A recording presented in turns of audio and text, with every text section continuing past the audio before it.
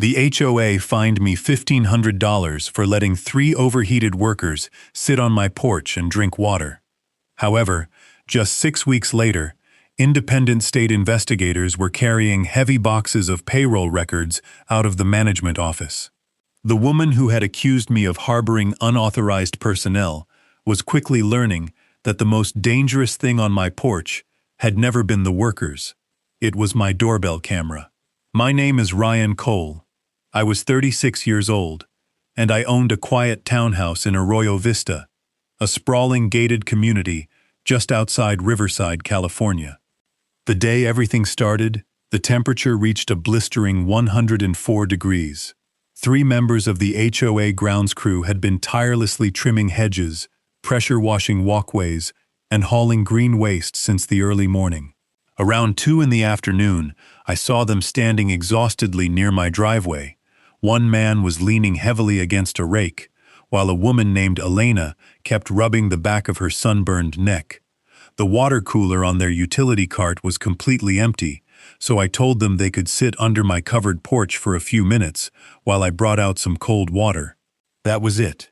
There was no protest, no confrontation, and absolutely no secret meeting, as they simply sat in the shade and drank. Then, HOA President Monica Hale came aggressively around the corner. My doorbell camera recorded her lecturing the crew, stating that they were supposed to be working and not socializing with the residents. When one worker politely explained that they were just cooling down, Monica sharply answered that anyone who wanted to stay on the crew needed to strictly follow the schedule. She then added something I would hear many times later when state investigators repeatedly replayed the clip. Nobody discusses hours, pay, or breaks with residents, and if you want these jobs, you keep working. The very next morning, an HOA notice was taped securely to my door, citing unauthorized non-resident congregation and harboring contract personnel, carrying a sudden $750 fine. When I challenged it, the arrogant board instantly doubled the amount to $1,500, demanding that I sign a statement agreeing not to allow community workers to assemble on my property during working hours. I flatly refused. What Monica did not know was that I had spent the last 14 years strictly enforcing wage and hour laws, serving at the time as the chief field inspector in California's Labor Standards Enforcement Division. However, I did not use that powerful title against her. The very moment the workers began showing me their altered pay records, I formally disclosed my personal involvement, completely removed myself from every official decision connected to Arroyo Vista, and turned the evidence over through the standard public channels. I did not choose the independent investigators. I did not calculate the massive financial penalties, and I certainly did not sign the official findings. The HOA's own undeniable records did all of that devastating work for me. I had lived at Arroyo Vista for 4 years, and it was exactly the kind of neighborhood people moved into because they desperately wanted quiet. It featured identical stucco townhomes, pristine palm trees, a small clubhouse, and a community pool that almost nobody ever used before noon. I bought my unit after my divorce because I wanted a simple life with no massive yard, no stressful weekend renovations, and no exhausting commute. While most of the residents knew I worked for the state, almost none of them knew exactly what I did, and that suited me perfectly. My professional job already involved more than enough conflict, so when I was at home, I vastly preferred complete anonymity. The grounds crew was a different story, as you saw them every single day, tirelessly maintaining nearly 40 acres of common landscaping. Most of them were immigrants or first-generation Americans. Some had strong English, while others did not.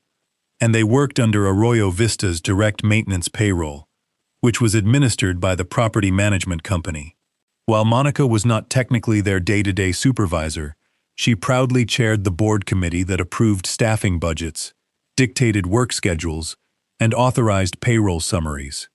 She absolutely loved control, but she was not loud or irrational, which actually made her far more dangerous. Instead, She was ruthlessly precise, strictly speaking in the cold language of efficiency, constantly preaching about labor hours, productivity, resident expectations, and schedule compliance. That fateful afternoon on my porch, right after Monica walked away, Elena quietly asked me whether an employer could legally deduct lunchtime even if the workers never actually stopped to eat. That singular question changed the trajectory of everything. I honestly told her that I could not give her official legal advice because I was personally involved in an active HOA dispute, but I assured her that there were public complaint channels and that workers possessed the absolute right to raise wage concerns. The very next day, she bravely returned on her own time and handed me a recent pay stub, showing that her recorded hours were significantly lower than the hours she actually remembered working. One specific line immediately caught my trained eye. 30 minutes had been automatically deducted for a meal period every single day, including the days when Elena explicitly stated the crew simply ate while standing beside their carts and working. Because that legal distinction mattered immensely, I did not investigate it myself. I simply asked her to preserve the pay stub and contact the proper state office entirely independently. Then, another worker named Luis covertly showed me digital screenshots of his electronic time clock. He had officially clocked in at 6:46 a.m., but his finalized payroll stubbornly showed 7 o'clock flat, and when he clocked out at 4:18, the official payroll sheet ruthlessly rolled it back to 4 o'clock. While one single day of discrepancies would not legally prove a systemic pattern, looking at several weeks of identical adjustments painted a terrifying picture of intentional wage theft. If you have ever seen a toxic workplace where everyone quietly accepts the same strange payroll rule because they are terrified of losing their hours, you probably understand exactly why these altered records bothered me so deeply, and why you should share this story with anyone who thinks a small deduction is not worth fighting. 2 days later, my HOA fine aggressively increased to $1,500, which was certainly annoying, but by then, I was already looking at something vastly more serious than a petty neighborhood violation notice. Monica quickly scheduled an official HOA compliance hearing for me, sending a formal notice that wildly accused me of interfering with contracted operations and maliciously encouraging workers to leave their assigned duty areas. That legal language was entirely false, as the workers had come to my shaded porch, completely voluntarily, simply because they were dangerously overheated.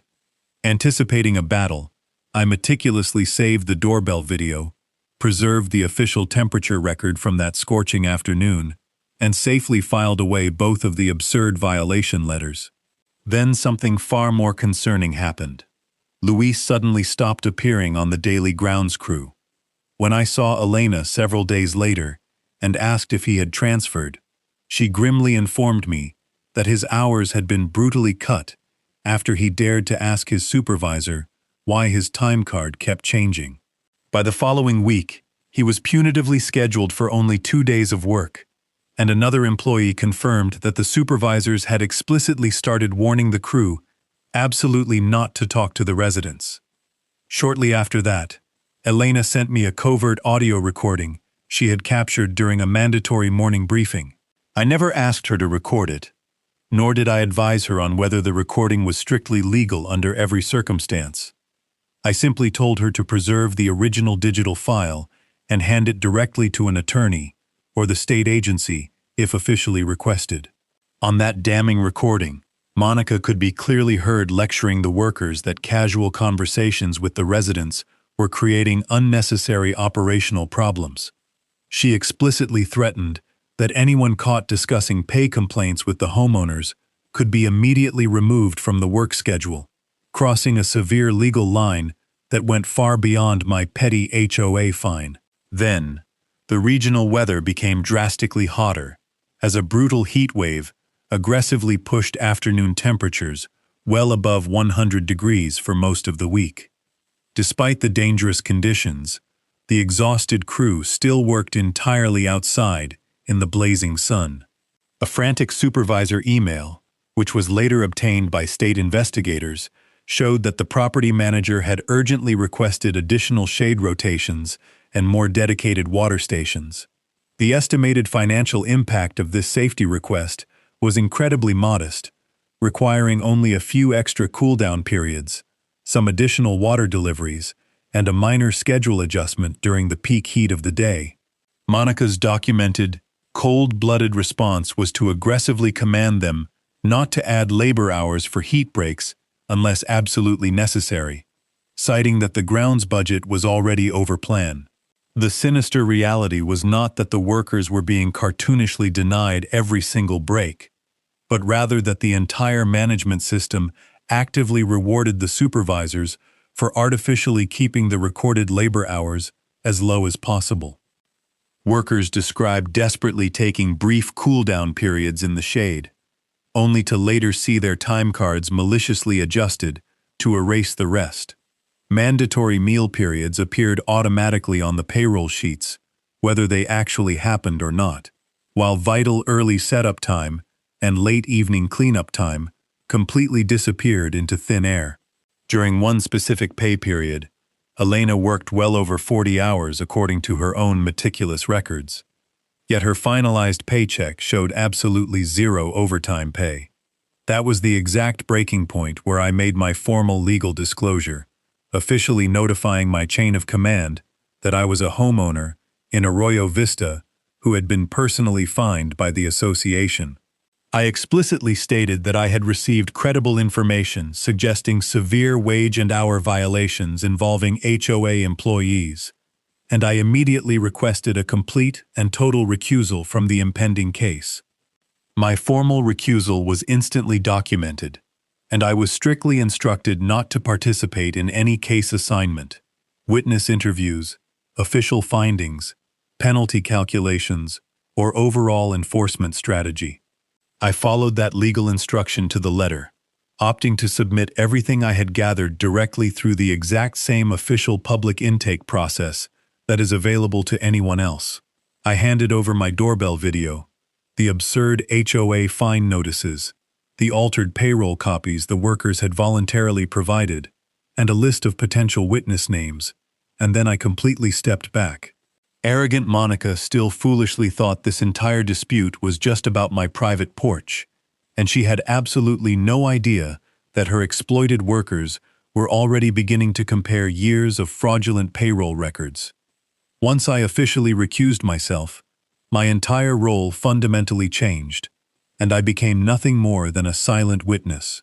That transition was significantly harder than it sounds, because I already knew exactly what hidden documents the state investigators would probably request, and I knew exactly what malicious patterns would truly matter to the case.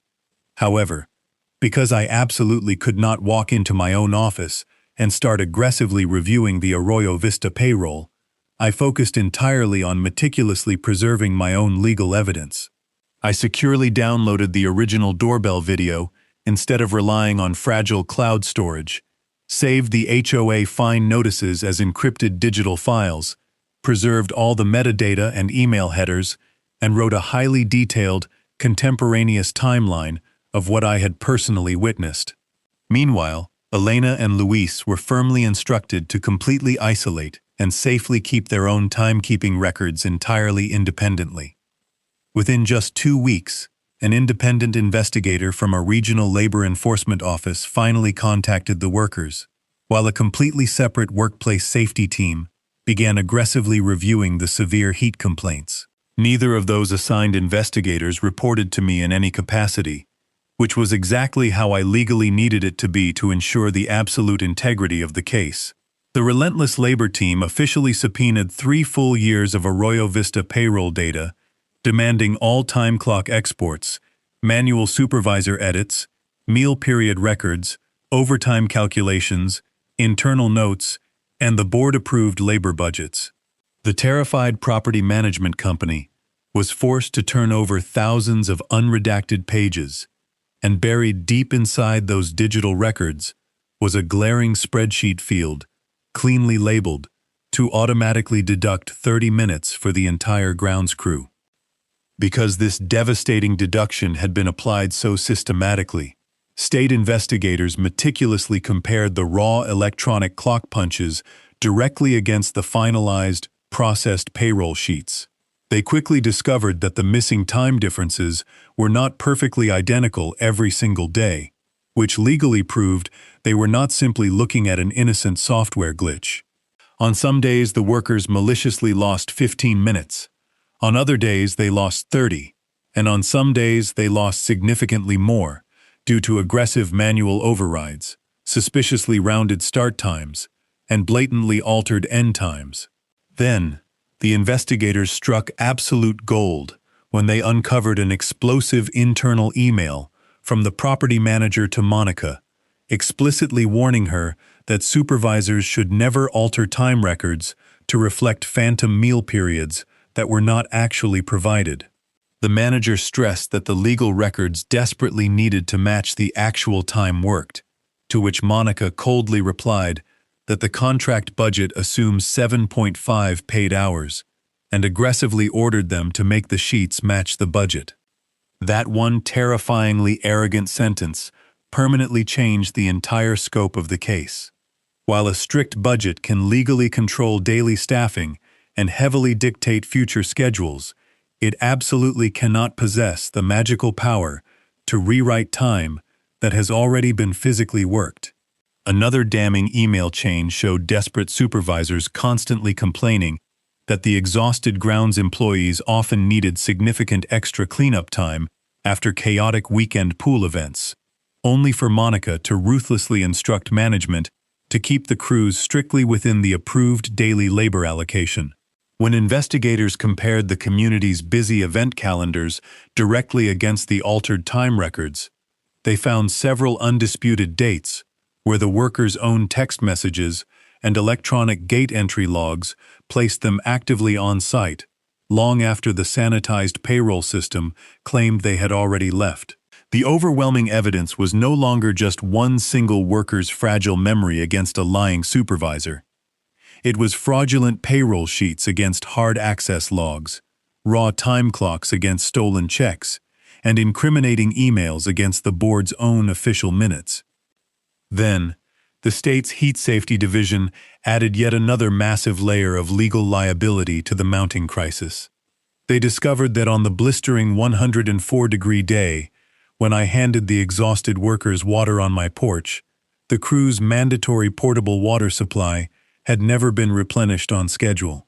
Furthermore, the single shade canopy assigned to that specific team was actively being used at an entirely different work area, and when a frantic supervisor requested the purchase of another unit, the board had immediately postponed it to save money. The core legal problem was not that Monica had cartoonishly walked out and personally stolen somebody's water bottle from their hands. The real devastation was a toxic management system that repeatedly and intentionally treated legally required human safety protections as mere labor costs that needed to be aggressively minimized. And state investigators were now reading that exact corrupt system laid bare in the board's own written words. My absurd HOA compliance hearing finally happened, while the massive state review was still quietly underway in the background. Monica arrogantly sat at the very front of the clubhouse with two loyal board members and the nervous property manager, while their expensive attorney attended via video call, and I confidently walked in with my own defense attorney, Rachel Sloan.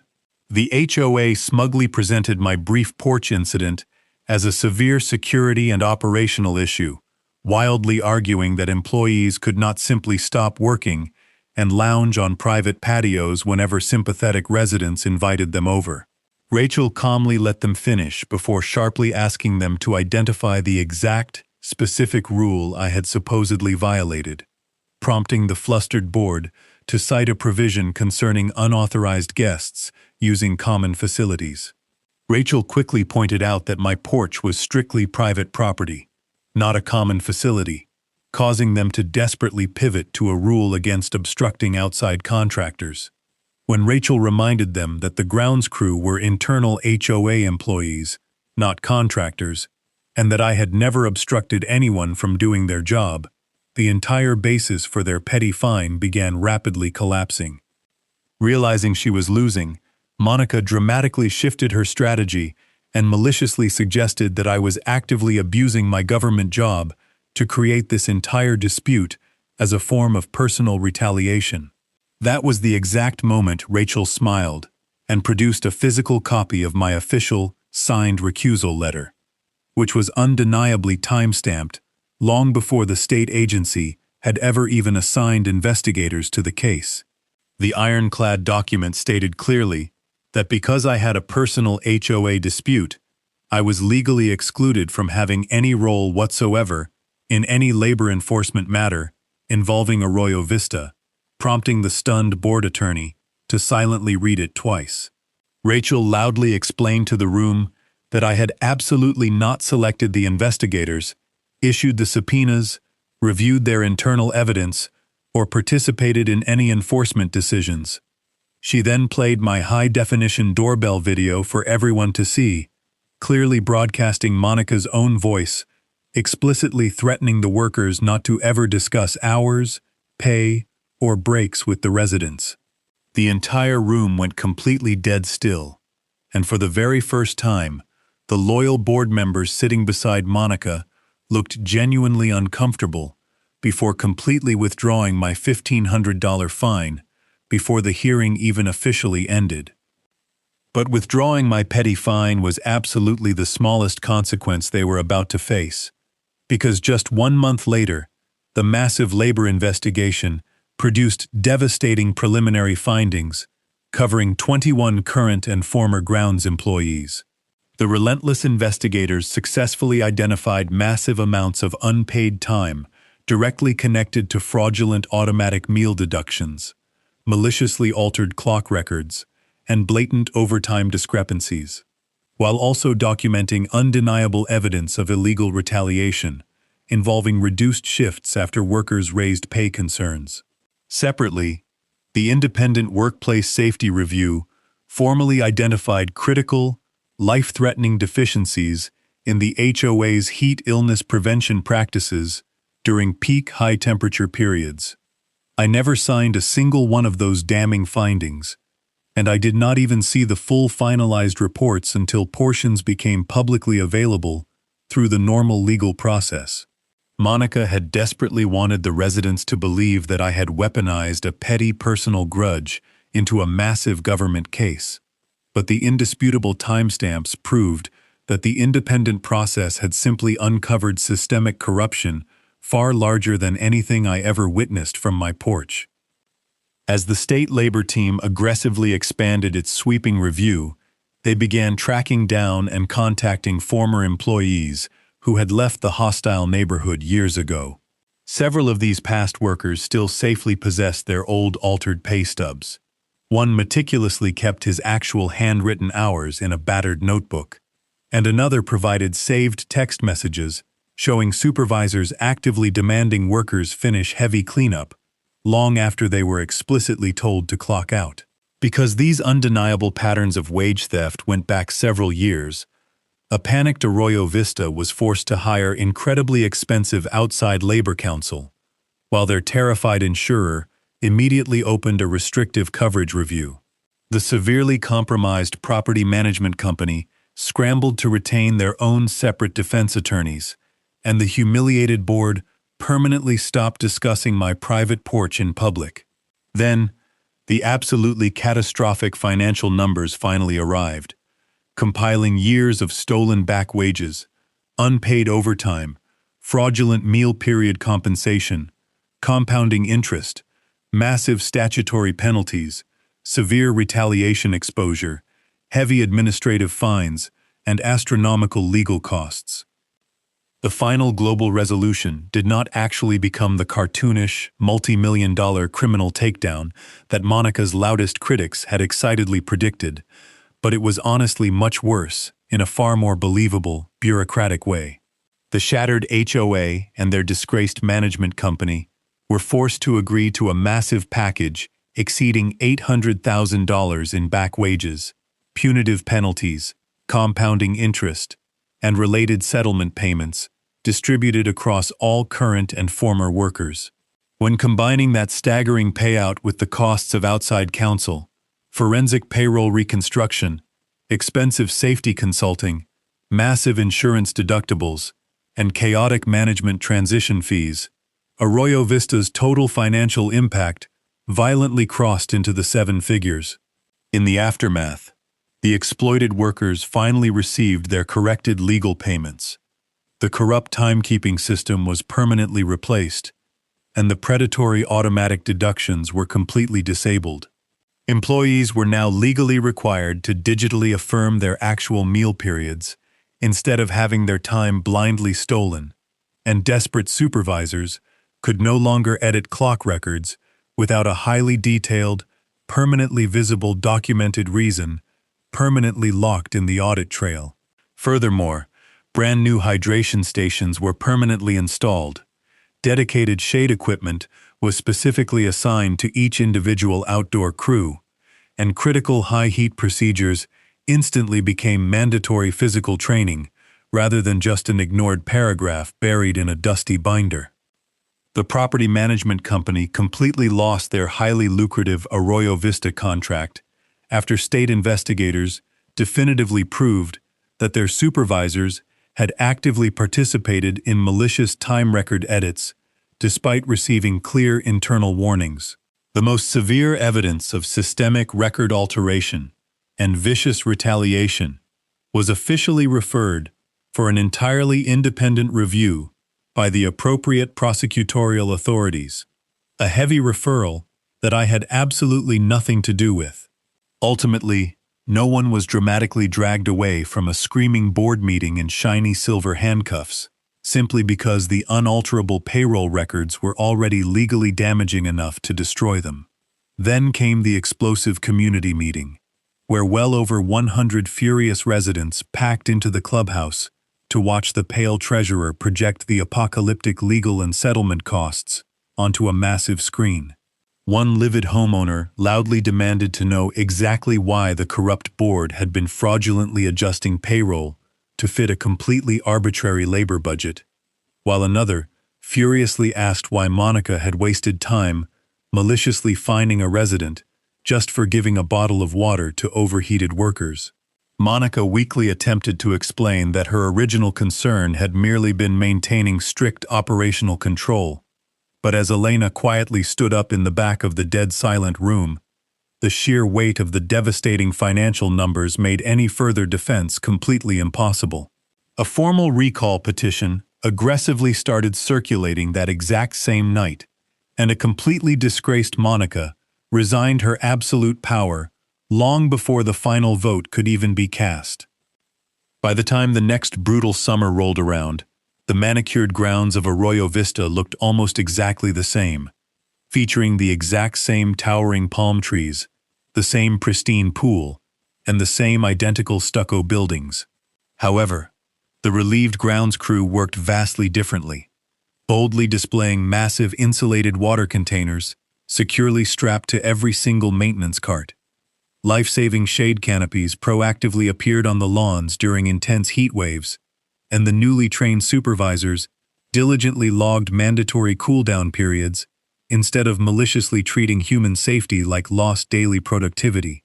The empowered workers were finally allowed to digitally review their own time records before the payroll window officially closed. And thankfully, Luis confidently came back to work under the brand new management company, while Elena happily stayed on. One scorching afternoon, I saw the crew working near my building right as the temperature aggressively climbed back above 100 degrees, and their supervisor immediately blew the whistle to stop the entire team. They casually moved directly into the deep shade to rest, and absolutely nobody fearfully looked over their shoulder or rushed them back to work just because a resident happened to be watching. And witnessing that profound freedom honestly mattered far more to me than Monica ever resigning. People who hear this wild story sometimes love to tell it as if the grand, satisfying twist was simply that arrogant Monica happened to find the absolute wrong government official, but that completely misses the actual point. My impressive job title did not magically create those systemic wage violations. It did not manually alter the fraudulent time records. It did not boldly write those incriminating emails. And it certainly did not empty that plastic water cooler. In fact, the very moment the sweeping case legally touched my own personal HOA dispute, my powerful title instantly became a massive liability that I had to completely step away from to protect the integrity of the investigation. The absolute strongest, most undeniable legal evidence came entirely from ordinary, everyday places. A simple doorbell camera, a crumpled pay stub, a raw time clock export, a finalized payroll spreadsheet, and a highly arrogant email written by someone who foolishly thought making the sheets match the budget was just a sign of efficient management. If you employ hardworking people, their actual physical time is absolutely not just a flexible spreadsheet number that you get to maliciously edit until your arbitrary budget looks right to the board. Furthermore, if somebody working out in extreme heat desperately asks for basic water or shade, ruthlessly treating their vital safety request like an act of insubordination is not demonstrating strict discipline. It is a glaring, terrifying warning sign of a deeply corrupt system. Tell me down in the comments exactly where you think this corrupt board truly crossed the legal line first. Was it the petty $1,500 fine, the vicious threat against the vulnerable workers who dared to discuss their pay, or the calculated, malicious decision to fundamentally alter time records just to perfectly fit an arbitrary budget? Please be sure to share this story with someone who has ever had their hard-earned hours illegally changed after the fact. And absolutely save this video if you ever need a fierce reminder of exactly how powerful preserving good, original records can truly be. Do not forget to subscribe for more satisfying stories, where blind arrogance runs full speed into undeniable, ironclad evidence, and where the meticulous paperwork always tells the absolute truth, long after everyone else in the room is finally forced to stop talking. They maliciously fined me just for giving 3 exhausted workers some cold water on my shaded porch, but in the end, their own unalterable payroll records cost them far more money than those cheap plastic bottles ever possibly could.